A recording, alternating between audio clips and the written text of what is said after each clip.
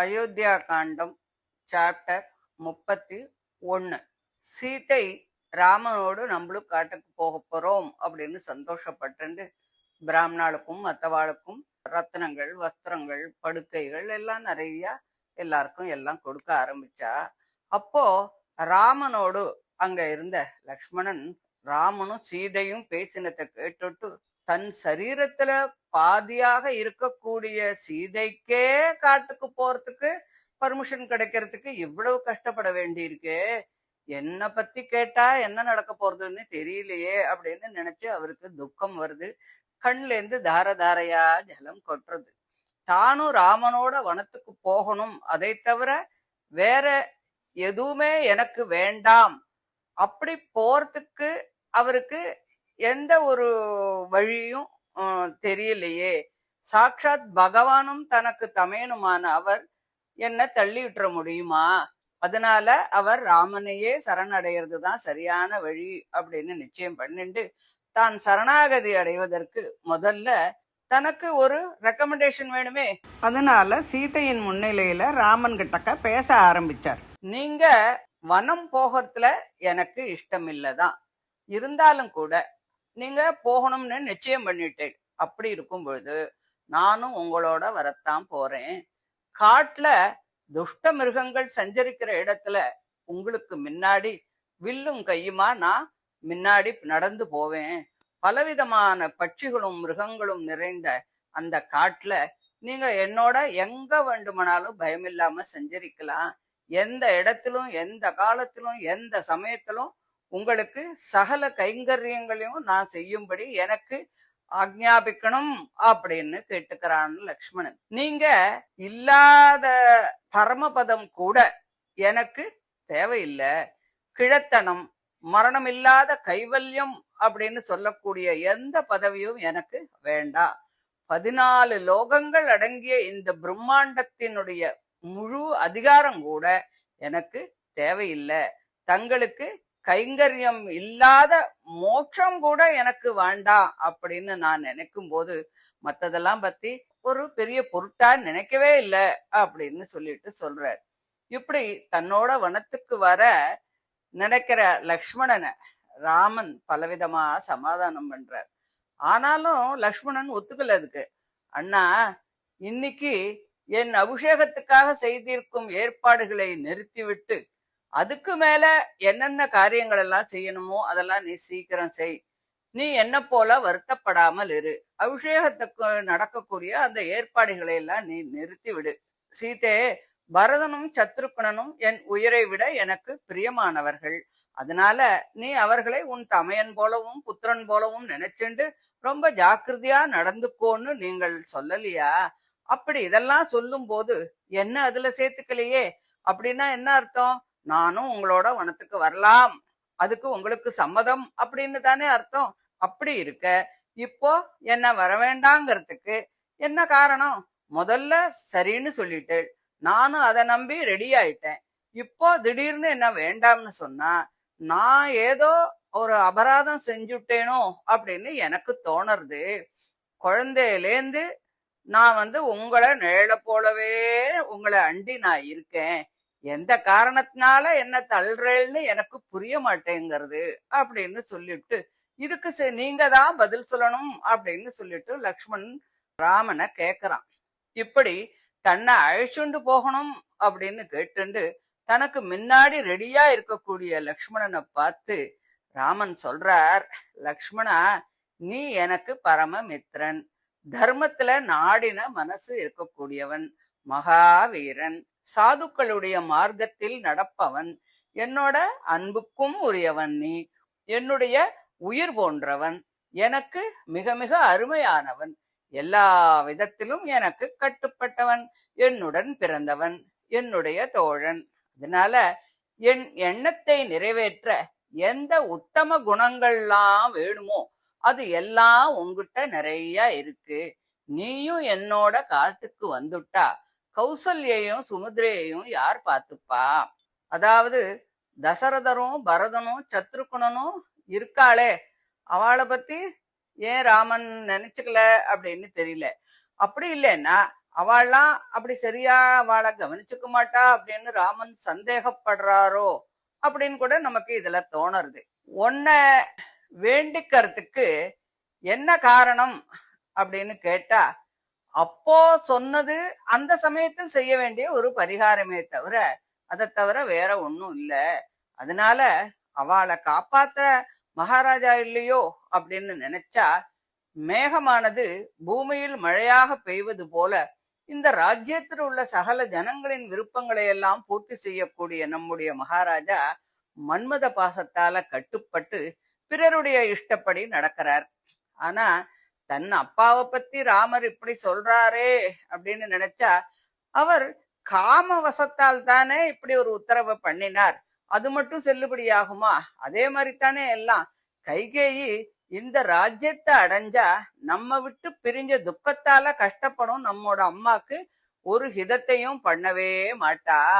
ஆனா இது கூட பாருங்கோ, ஒரு அம்மாவை இப்படி குற்றம் சொல்றது நியாயமல்ல அப்படின்னு சொல்லி பரதனை ராமனே கண்டிக்கிறான். அப்படி இருக்கும்போது அவளை இங்க ராமனே குற்றம் சொல்றார். அது ஏன் அப்படி சொல்றார் நமக்கு அது தெரியல. பரதன் காப்பாத்தாம விட்டுடுவானா அப்படின்னா அவனும் கைகேயிக்கு உட்பட்டவன். அவளுடைய கட்டளைய அவனால மீற முடியாது. அவனும் தன் சக்களத்திகளான நம்முடைய அம்மாவை ஹிம்சிக்கிறத யாராலும் தடுக்க முடியாது. அதனால பரதன் இந்த ராஜ்யத்திற்கு அதிபதி ஆனாலும் துக்கத்தால தவிக்கிற கௌசல்யக்கும் சுமித்ரைக்கும் ஹிதம் செய்ய மாட்டா, அவளை பத்தி நினைக்க மாட்டான். ஒரு சமயத்துல லக்ஷ்மணா, லோகத்துல உடன் பிறந்தவா எல்லாரும் பரதனை போல ஆகுமா அப்படின்னும், பரதன் கெட்ட எண்ணத்தோட என்கிட்ட வரான்னு நீ சொல்றது ரொம்ப தப்பு அப்படின்னு சொல்லி ராமன் அவனை லக்ஷ்மணனை கண்டிக்கிறார். பரதனுடைய சுபாவம் ராமனுக்கு தெரியாதா? நன்னா தெரியும் இல்லையா? ராஜ்யத்தை ஒத்துக்காம அவன் தன்னை தேடிண்டு வனத்துக்கு வரப்போறான்னு அவருக்கு தெரியும் இல்லையா? அதுவும் அவருக்கு தெரிஞ்சதுதான். இருந்தாலும் கூட அவர் இப்படி சொல்றார். நான் மட்டும் அவளை எப்படி காப்பாத்துவேன் அப்படின்னு நினைச்சா, மகாராஜாவினுடைய அனுமதியை பெற்றாவது, அதுவும் கிடைக்காட்டா உன் சாமர்த்தியத்தாலாவது நான் இப்போது சொன்ன விஷயத்தை எல்லாம் நீ குறைவர செய்து முடிக்க வேண்டும். மறுத்து சொல்லாதே. தங்களுடைய கைங்கரியமே எனக்கு பிரதானம்.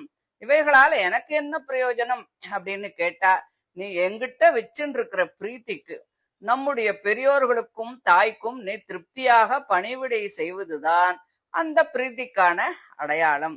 நீ தர்மத்தை அறிஞ்சவன் தானே. பெரியோர்களை பூஜிக்கிறதால ஒப்பற்ற மேன்மையான தர்மம் சுலபமாக கிடைச்சிடுமே. எனக்காக நீ இப்படி செய்யு.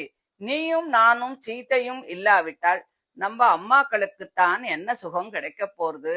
அதாவது ராமன் அம்மாக்கு சிசுருஷ பண்ணணும். ராமன் செய்ய வேண்டிய அந்த மாத்ரு சிசுருஷைய அவருடைய ஸ்தானத்திலேருந்து சீதை கூட செய்யலாமே. ராமன் அவளை சீதைய எனக்கு பதிலா எங்க அம்மாவுக்கு நீ சிசுருஷை செய்யி அப்படின்னு சொல்லி அவர் சொல்லல.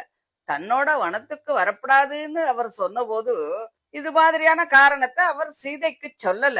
ஆனா இப்போ லக்ஷ்மணனுக்கு அதை சொல்றார். பேசறதுல பிரகஸ்பதியை போல ராமன் ரொம்ப கெட்டிக்காரன். அதற்கு பதில் சொல்வதுல லக்ஷ்மணனும் அதற்கு சரியான திறமை உள்ளவன் தான்.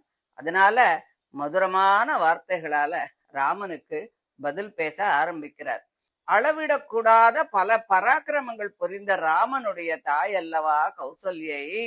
அவளை நாம் காப்பாத்தாட்டா ராமனுடைய கோபமும் மகா பாபமும் பெரிய ஆபத்தும் நமக்கு சேரும் அப்படிங்கிற பயத்தினால பரதன் நம்மோட தாய்மார்களை நன்னா பார்த்துப்பார். இதுல கொஞ்சம் கூட சந்தேகமே இல்ல. மேலும் கௌசல்யா தேவி என்ன போல 1000 ஜனங்களை காப்பாற்றக்கூடியவோ, அவளை சார்ந்திருக்கக்கூடிய பரிஜனங்களுக்கு அநேகமாயிரம் கிராமங்களை எல்லாம் கொடுத்தத நாம பார்க்கலையா? தன்னையும் என்னோட அம்மாவையும் காப்பாத்துறது ஒரு பெரிய காரியமாகுமா அவளுக்கு? எனக்கு தங்களுடைய சேஷனாக, அதாவது தாசனாக இருப்பதுதான் சுரூபம். அந்த பதவிக்கு அடையாளமான கைங்கரியத்தை தங்களுக்கு சர்வதேச சர்வகால சர்வாவஸ்தையிலும் செய்ய அனுமதி கொடுங்கோ. முன்னாடியும் பார்த்தா எந்த காலத்தும் எந்த நேரத்தும் எப்பொழுதும் நான் உங்களோடயே இருப்பேன், உங்களுக்கு சுசுரூஷம் பண்ணுவேன்னு ஆரம்பத்திலேயே சொன்னார். அதே தான் இப்பவும் சொல்றார். என்னிடத்துல ஒரு சேவகனுக்கு வேண்டிய குணங்கள்லாம் இருக்கு, ஆனா உங்களிடத்துல ஒரு சுவாமிக்கு தகுந்த குணங்கள்லாம் இருக்கு. அதனால நான் உங்களோட வரதுல சேஷ சேஷி தர்மத்துக்கு எந்தவித ஒரு விரோதமுமே இல்ல. இப்படி செஞ்சா எந்த கஷ்டமுமே இல்லாம பழம் கிழங்கு வேறு அப்படி பல ஆகாரங்களை எல்லாம் உங்களுக்கு குறைவில்லாம காட்டுல கிடைக்கும். எனக்கும் தங்களுடைய கைங்கரியம் அப்படின்னு சொல்லக்கூடிய பலனும் சித்திக்கும். வில், அம்பு, மண்வெட்டி, கூடை இவைகளெல்லாம் எடுத்துண்டு உங்களுக்கு முன்னாடி நான் வழிகாட்டிண்டே போவேன். வனத்துல கிடைக்கக்கூடிய அந்த வேர், கிழங்கு, பழம், தானியம் இவைகள்லாம் தபஸ்விகளுக்கு யோக்கியமான பதார்த்தங்களை ஒவ்வொரு நாளும் நான் உங்களுக்கு சம்பாதிச்சு தருவேன். நீங்கள் சீதையுடன் ஆனந்தமா காலத்தை கழிக்கலாம்.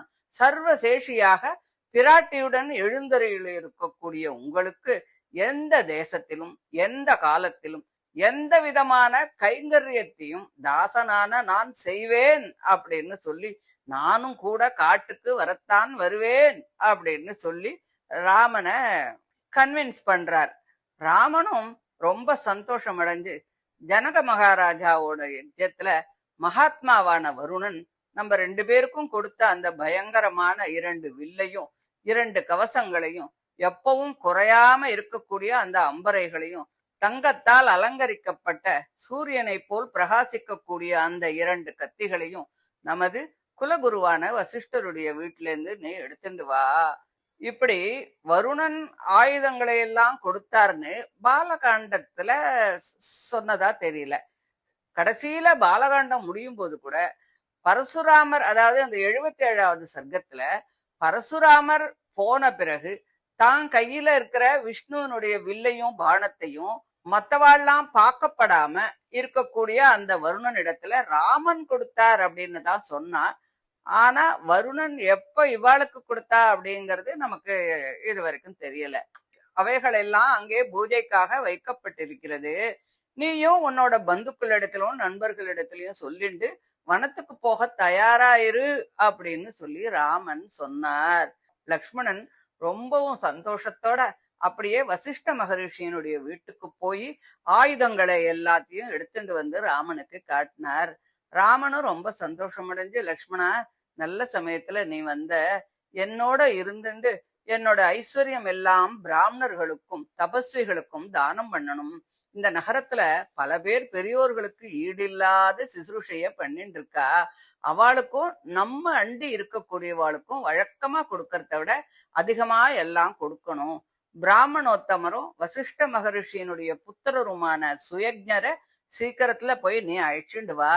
இந்த நகரத்தில் உள்ள சகல பிராமணர்களிடத்திலும் உத்தரவு வாங்கிண்டு அதுக்கப்புறமா நாம வனத்துக்கு போகலான்னு நினைக்கிறேன் அப்படின்னு சொல்லி ராமன் சொன்னார் அப்படின்னு இந்த 31வது அத்தியாயத்தை முடிக்கிறார்.